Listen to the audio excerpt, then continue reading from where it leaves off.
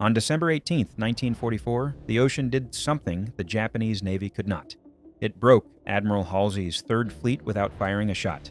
3 destroyers rolled past the point of recovery and disappeared. Hundreds of men were swallowed by wind and water, and the most controversial part is this: much of it was avoidable. This is the story of the decisions that turned bad weather into a mass casualty event. But before we get into this disaster, make sure to hit that subscribe button and let's get started.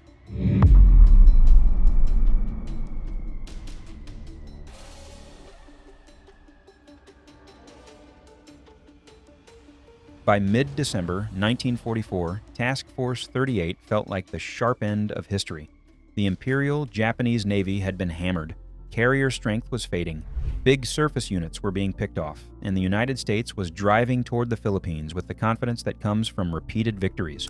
Task Force 38 was enormous: 7 Essex-class fleet carriers, 6 Independence-class light carriers, 8 battleships, 4 heavy cruisers, 11 light cruisers, and roughly 50 destroyers. It was the kind of formation that makes you think the war has shifted from survival to execution, but victory still runs on fuel. Carriers burn aviation gasoline like a living thing. Destroyers drink fuel oil just to keep station and keep the screen tight. And by the time the fleet is supporting operations around the Philippines, many ships are running low enough that refueling is not optional. It is survival. So the fleet meets its replenishment group: oilers, tugs, escorts, escort carriers with replacement aircraft and supplies, and it begins what is supposed to be routine. Routine is where the sea loves to hide the knife. Underway replenishment demands steadier course, closer station keeping, lines and hoses stretched between ships and crews working on exposed decks. It also creates a timing problem, because the moment you prepare to refuel, you often make yourself more vulnerable than you were an hour before. That vulnerability mattered more than anyone wanted to admit.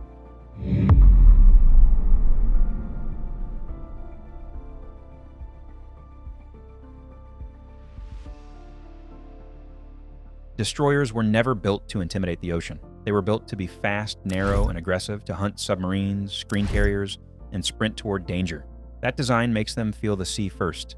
In heavy weather, they do not have the mass of a battleship to smooth out motion. They do not have the volume of a carrier to soak up punishment. They live or die on stability, seamanship, and how their weight is distributed. Here is the brutal detail: fuel is ballast. On many U.S. destroyers of the period, a huge share of the ship's fully loaded weight could be fuel oil stored low in the hull. That low weight helps a destroyer stand back up when waves push it over.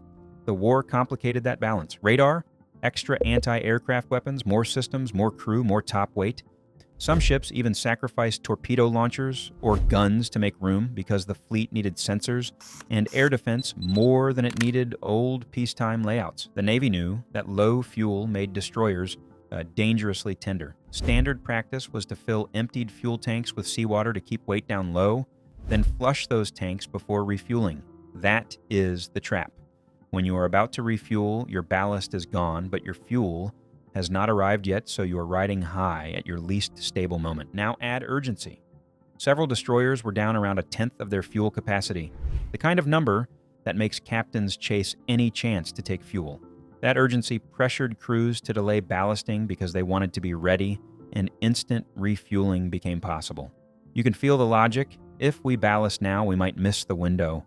If we miss the window, we go dead in the water. Heavy seas is a death sentence. That thinking was understandable, and it was deadly.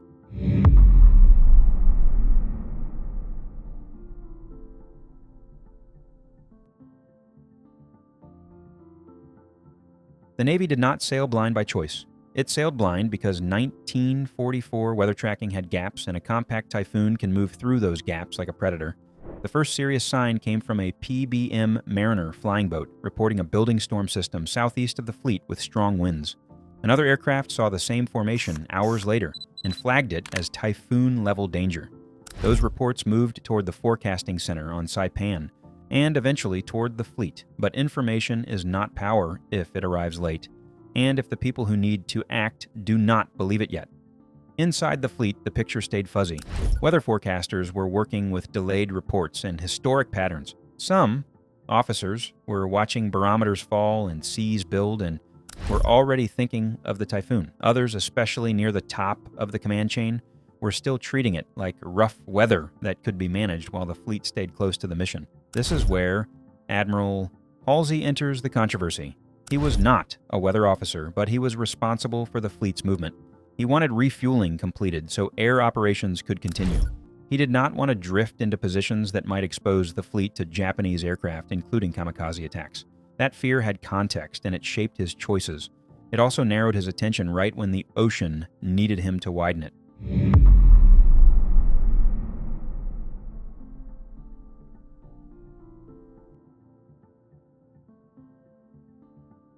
On December 17th, the sea begins to make replenishment ugly.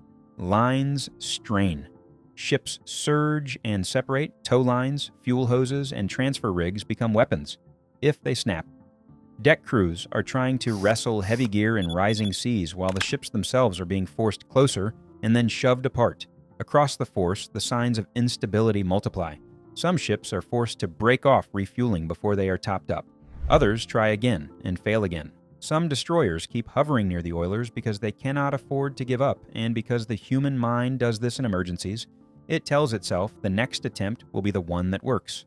By midday, it becomes clear that refueling cannot continue safely. Halsey pauses operations and intends to resume the next day. He orders ships that did not refuel to ballast down with seawater.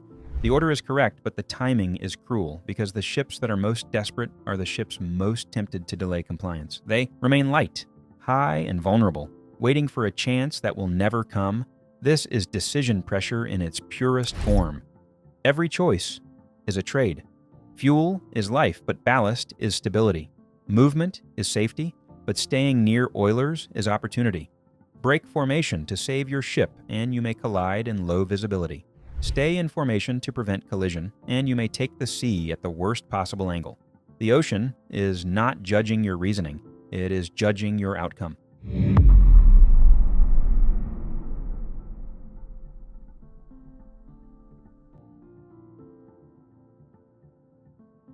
As weather worsens, Halsey issues multiple course changes and rendezvous updates.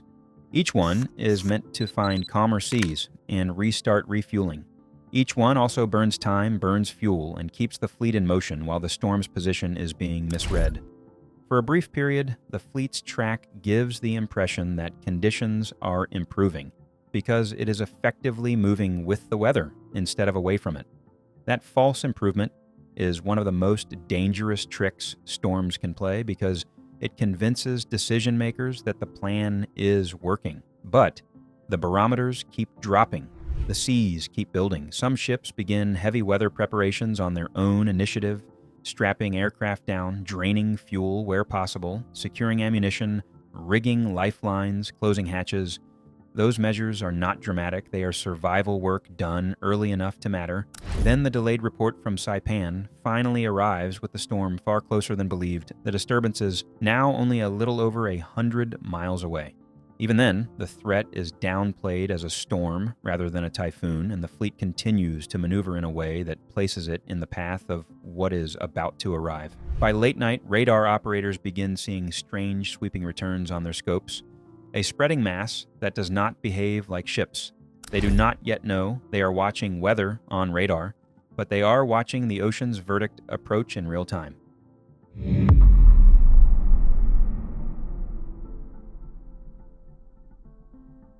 By dawn, on December 18th, the typhoon overtook the fleet. Winds rise to hurricane force and beyond. Seas turn into walls.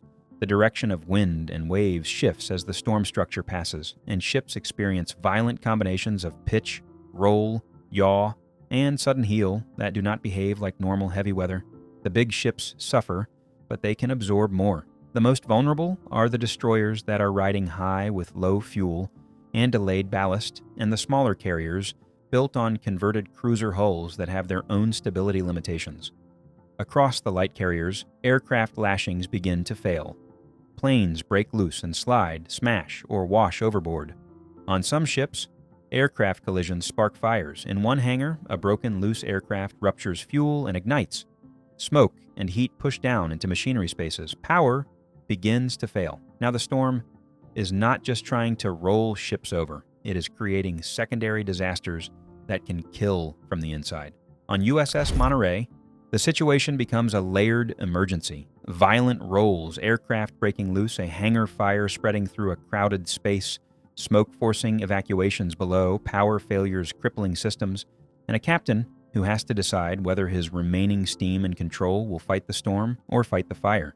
He chooses the fire because ammunition heating toward detonation is the kind of threat that ends a ship fast. Monterey survives, but not without casualties and severe damage. This is where the story stops being abstract. It becomes sailors being thrown across decks, teams grabbing for handholds, men trying to move through compartments where floors and walls swap roles, and officers staring at instruments that no longer tell a comforting truth.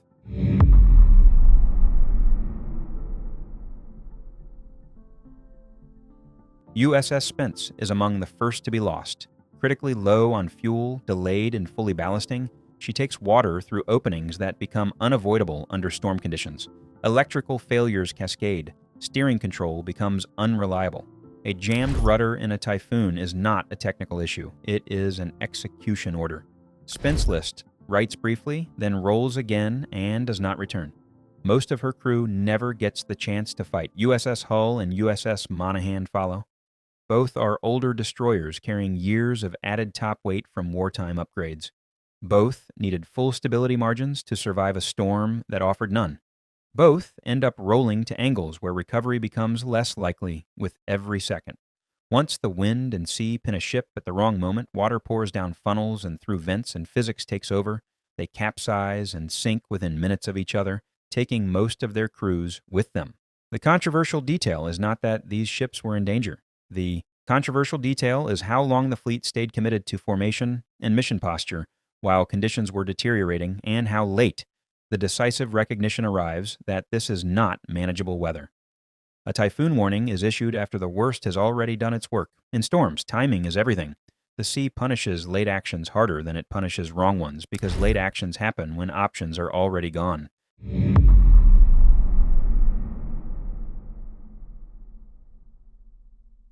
When the worst passes, the fleet is battered. Aircraft losses are severe, ships are damaged across the formation, from twisted mounts to wrecked decks to internal chaos. And somewhere beyond the surviving ships, men are in the water, bruised, exhausted, chafed raw by life jackets, fighting cold, salt, waves, and time. This is where another set of decisions becomes controversial, not in the middle of the typhoon, but after it. The fleet's priority becomes regrouping and resuming operations. Ships are ordered toward Ulithi, and while there are instructions to look for survivors along the route, there is no immediate dedicated search effort that matches the scale of the disaster. That delay matters because the ocean does not keep survivors on hold. One small ship becomes the exception that defines the moral weight of the story, the destroyer escort Tabarer under Lieutenant Commander Henry Plage. Damaged, and partially without communications, Tabarer finds a survivor, learns ships have gone down, and begins a methodical search pattern. Plage keeps looking while others move on. His crew improvises techniques, scanning for tiny lights, listening for whistles, drifting downwind to bring survivors aboard, sending swimmers on lifelines when needed, and even firing rifles into the water to drive away sharks drawn by debris and men. Over the next 2 days, Tabarer rescues dozens. The majority of the survivors recovered from the sea. That fact still lands like a punch because it shows what focused rescue effort could do, even under rough conditions, if it is treated as the main mission. Later, the fleet conducts broader searches, but by then, the window has narrowed to almost nothing. The ocean is not merciful with time.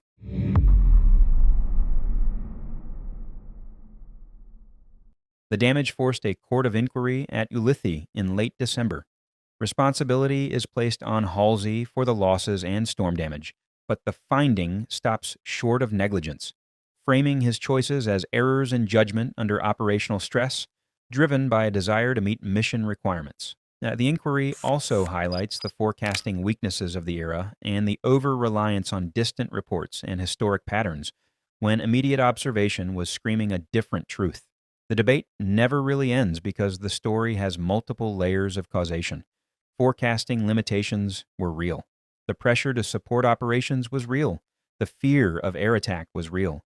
But so were the falling barometers, the rising seas, the destroyers riding high, the repeated course changes that edged the fleet closer to danger The insistence on keeping formation deep into conditions where independent navigation might have reduced vulnerability and the delayed urgency applied to rescue. In our words, this was not one mistake. It was a chain, a series of decisions that each seemed reasonable in isolation and catastrophic when combined. That is why Typhoon Cobra still matters. It is not only a story about weather, it is a story about command under pressure, about how war narrows attention and how the sea punishes narrow attention without caring what your intentions were. Because the ocean does not negotiate with confidence. It does not reward reputation. It does not respect momentum. It only respects preparation, humility, and timely decisions. And if you want more real naval stories told this way, from the inside out, subscribe. The sea is always building the next lesson beyond the horizon, and it never sends a warning twice.